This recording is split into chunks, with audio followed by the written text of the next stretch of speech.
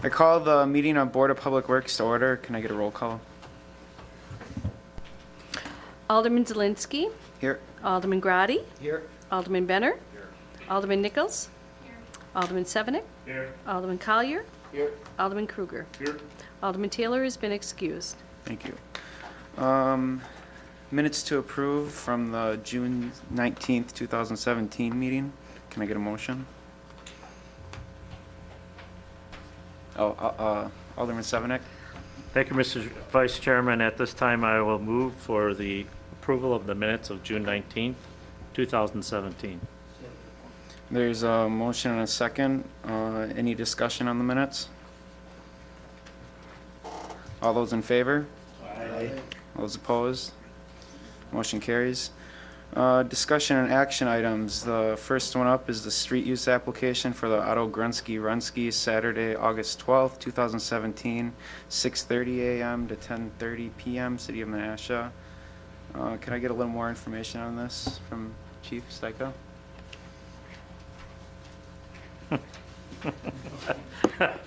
Not like putting you on the spot. Of all the events, this is the one I could tell you the least about. Yeah. That's what I figured. My understanding on this one, though, is that it is the same as what the event has been in the past. It consists of a 5K run as well as the 10K run. Those are the biggest ones that have a street closure for it, and you have the maps there. My understanding is that Director Tungate has been in touch with Public Works, and they have not identified any issues along the route, so it should be fine from construction, and it should pretty much operate the same as it has been in the past. I ran it last year. I wish I could require all you guys to come with me. But could I get a motion for this? I'll make a motion as long as you, Not force you guys. Are you making a motion for you to run? Yeah, put it on the as long as you're at least the top 5%. Okay. All right, so I'll move for the street use application for Otto Grunsky, Saturday, August 12th. Second. There's a motion and a second. All those in favor? Aye. All those opposed? Motion carries. Next up is item number 2, the street use application for the Ganther Race to the Lake, Sunday, August 13th, 2017, 6:45 a.m. to 6:15 a.m. Any information on this, Chief? Yeah, just to correct, 6:45 to 9:15 a.m. Oh, Not, 9:15, yeah. This is the race, this is the bike race that starts in Fond du Lac and goes all the way around the lake. Fortunately, we're on the earlier side opposed to the later side of the race, so our closure is pretty minimal. Biggest thing that's impacted is the Racine Street Bridge and the intersection at the bottom of the Racine Street Bridge on Main Street. We've really had no issues with this event in the past, and they are doing exactly the same thing that they've done in years past. Thank you. Can I have a motion on this? Alderman Sevenick? Thank you, Mr. Chairman. With that said, I'll move for the approval of the street use application for Ganther Race to the Lake for Sunday, August 13th, 2017, from 6:45 a.m. to 9:15 a.m. Motion and a second. Any other discussion? All those in favor? Aye. All those opposed? Motion carries. Next up, we have the street use application for the Twisted Piston Scholarship Cruisin', Thursday, August 17th, 2017, 12 p.m. to 10 p.m., Twisted Piston Incorporated. Is there anything else different with this one from previous years? Chief This Styko? one has changed a little bit from year to year. Primarily, most of the road closures are going to be the same as what it was last year. However, the farmers market, which I believe was on Milwaukee Street last year, we're actually considering moving it to the parking lot of the new City Hall building. And there's also been some discussion about possibly having a joint open house.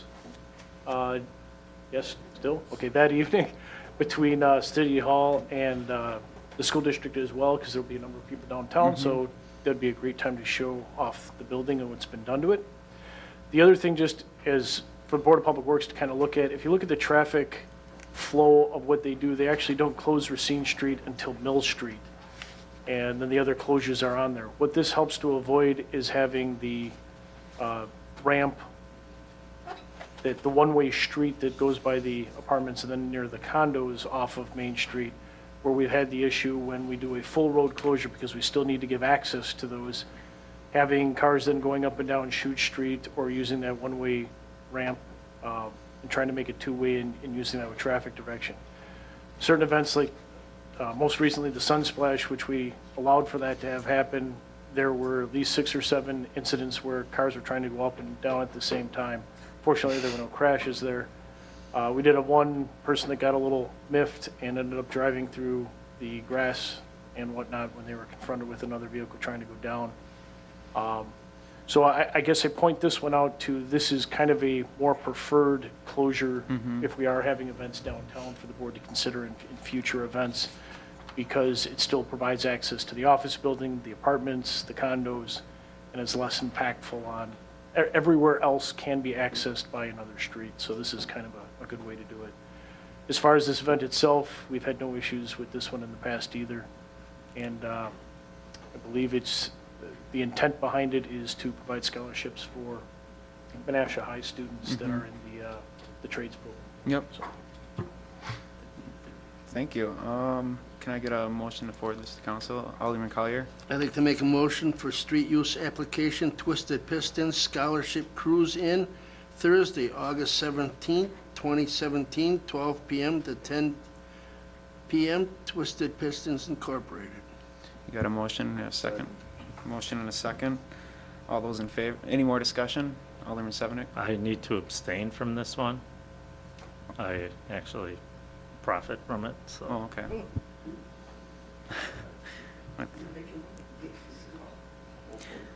Any other discussion? These guys, all those old cars. All those in favor besides Mr. Sevenick? Aye. Aye. All those opposed? Motion carries. Next up, we have action number 4 for the street use application for the Labor Day Parade, Labor Temple Cope Association, Monday, September 4th, 2017, 9:30 a.m. to 10:30 a.m., Fox Valley Area Labor Council. Any information on this, Chief? this one's short, sweet, to the point, exactly what the same it's been every year. It's a parade. It's on Yeah. Labor Day, and it'll go the exact same route as what it's been in the past. Thank you. Any discussion, Alderman Sevenick? I'll move for the street use application for the Labor Day Parade, Labor Temple Co-op Association for Monday, September 4th, 9:30 a.m. to 10:30 a.m. for the Fox Valley Area Labor Council. We have a motion and a second. All those in favor? Aye. Opposed? Motion carries. Next up is the street use application for the Community First Fox Cities Marathon presented by Myron Construction, Sunday, September 24th, 2017, 7 a.m. to 2 p.m., Community First Credit Union. Any extra information on this one? This will be the same route as what was run last year. This route has been a lot better as far as from the city of Menasha's perspective as far as traffic tie-ups, because we use Midway Road for the start line, and then once that is cleared up, the race then comes back in off of Valley Road through the Northridge subdivision, down Taco Street, and then over the Trestle Trail. Because it's later in the race, it has very minimal impacts on traffic. We don't, in those later miles, don't close off the streets entirely, and it's fairly accessible. We've received no complaints on or issues that we've had in the past. The only thing we're going to be doing a little bit differently is with the start line. Myron has graciously offered to put some blocking vehicles, so there's going to be some heavy equipment out there at the front and the back of the start line. When you have 4,500 people in the middle of the road, that's a good time to make sure that no one's being silly. And not that we're overly concerned about necessarily a terrorist type of attack. It could be the old lady that's just trying to get to church, and just getting around that one barricade as we see all the time. And next thing you know, she's in a crowd of people and potentially causing issues. So we believe that that's going to make the event a lot safer from our perspective, and something that we've been recommending for the last couple of years. Awesome. It's good to hear that. Do we have a motion? Mr. Chairman. Alderman Sevenick? At this time, I'll move for the street use application for Community First Fox Cities Marathon presented by Myron Construction on Sunday, September 24th, from 7 a.m. to 2 p.m. This is the Community First Credit Union event. We have a motion and a second. Any other discussion? Yes. Attorney Captain? I just wanted to mention that there is supposed to be a Form CG 2026 that's attached here. I had signed off on it, and I understood that that one of our employees was going to contact them to ensure that it's attached. And I don't see it attached, but It will be. it has to be attached before we can issue the permit. Yeah, I noticed that wasn't attached. Yeah. No, just kidding. No, Alderman Zelinski, you're going to be running in this. You could Yes. potentially profit too Yeah. by winning it, so I just thought I'd bring that point up. I don't think they give away money anymore, so. But with all that, all those in favor? Aye. All those opposed? Motion carries. Next up is action number 6, recommendation to purchase Bobcat 5600 Toolcat. Could we get some information on this, Director Allen? Sure. Just to sort of reemphasize what the memo stated there, we have money in the budget to replace utility cart, and we have 4 of those carts, Smith Park, Jefferson, Coslow, Clovis share one, and then usually the oldest one is out at the cemetery. Early in the process, we discussed the advantages of perhaps spending a little more money for improved efficiencies and going from a cart that's used seasonal to something that would be used year-round. We kind of held off on just going ahead with what we had planned. So it's not sort of a case of where we, we're looking at doing this because we had the money. We had the idea early on, and we wanted to take care of our bigger ticket items first to sort of see where we were at. We were able to save some money in the dump truck. As we generated those specifications, we found that we could get away with a little lighter hook lift assembly. In turn, means a little bit less truck, shorter frame, less suspension, so we were able to save some money there. So that opened the door for us to truly consider going from an $18,000 to $20,000 golf cart, in essence, with a dump body that's not hydraulic, to going to this Toolcat, which is, as you can see from some of the pictures, it is a beefed-up, heavy-duty cart that has the auxiliary hydraulic system that would allow us to operate all of our skid steer attachments. And then by adding a cab to it, then it would provide better response time on our sidewalks and trails system as far as in the wintertime. Plus, this price, in this $54,000, we also have a tailgate or a spreader, salt spreader that can go in the back, which is an issue from time to time now, where it's somewhat difficult if we have areas that would benefit by being able to put down some salt. So that's what we're looking at. We realize that this is a rather large jump from what we were planning on. Overall, budget-wise, we are in a surplus situation. We're in good shape. Therefore, that's enabled us to at least bring it to you guys to see if we can get your support to make this purchase. What is currently being used for the snow removal for on the trails? Right now, we have primarily 3 pieces of equipment, excuse me, that are used on the trails, and then sometimes when it's heavy, we do use a pickup truck where it's wide enough for us to do so. Excuse me. We have a tractor that we have a broom on. It's like a 50-horse tractor. We have a trackless unit, which is our first, what I would consider multifunctional piece of equipment. Just so you're aware, we bought that in 2004 to the tune of like $86,000. However, that has turned into primarily just a winter use piece of equipment. And then we have a Polar Track, which is one of our thank you, 6-foot mowers that we put a snowblower and a broom on it. It's not as efficient. It's better used on sidewalks, but from time to time, and in certain areas on the trail system, we have to use that. That's where we think that this unit here would probably be faster, much more efficient than that, much more maneuverable than the trackless unit, which is articulating, but it's such a long piece of equipment, and the tractor in itself. So, and there have been times, like I said, that we have used pickup trucks when we've had heavy snows where Yeah, we I've just seen use a that, yeah. blade, but we run into some situations where we cause a fair amount of damage, and we get ourselves in situations where we shouldn't be. So for the most part, this is going to be summer use? Summer use as well. What we currently have is how we're envisioning it is we have an auger that we purchased recently for the skid steer for when we do our tree planting or post holes. We have a stump grinder as well. So I'm sure some of you say, well, why don't you guys just use the skid steer? Well, not everyone in the park department's adept at using the skid steer. This is going to be much more user-friendly.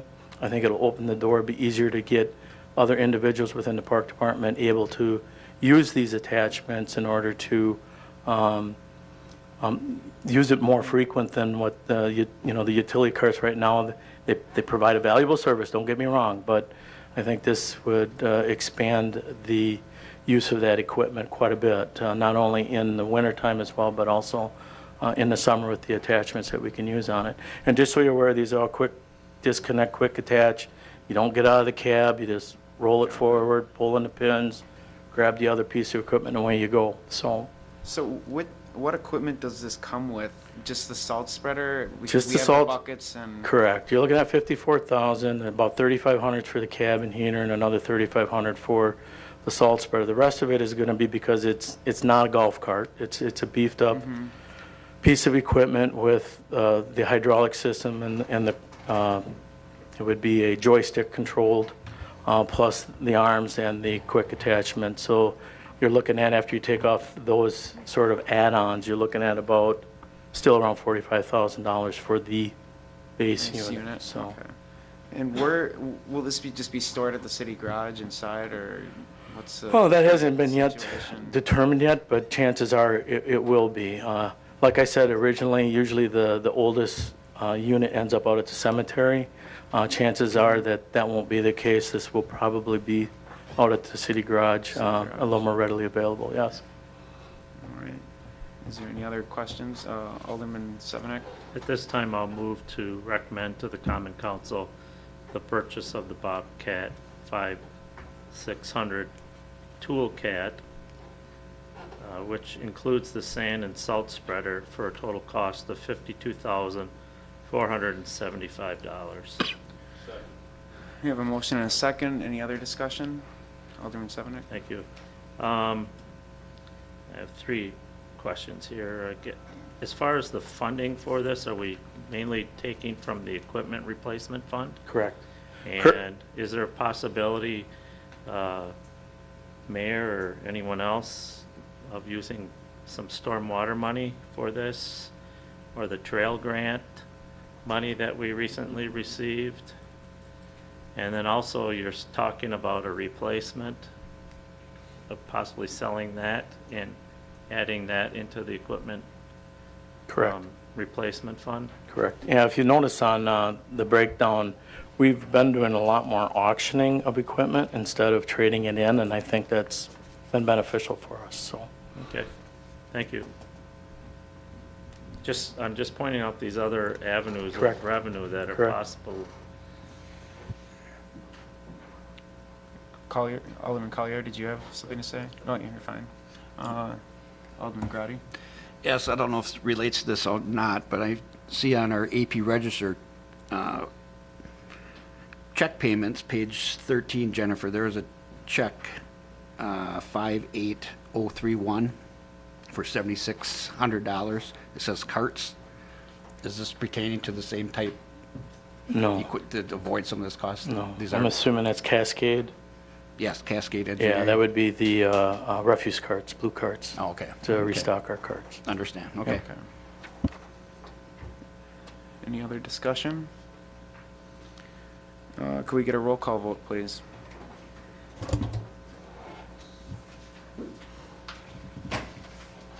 Motion carried on roll call 6-1. That is it for action items. Can I get a motion to adjourn? Motion and a second. Second. All those in favor? Aye. All those opposed?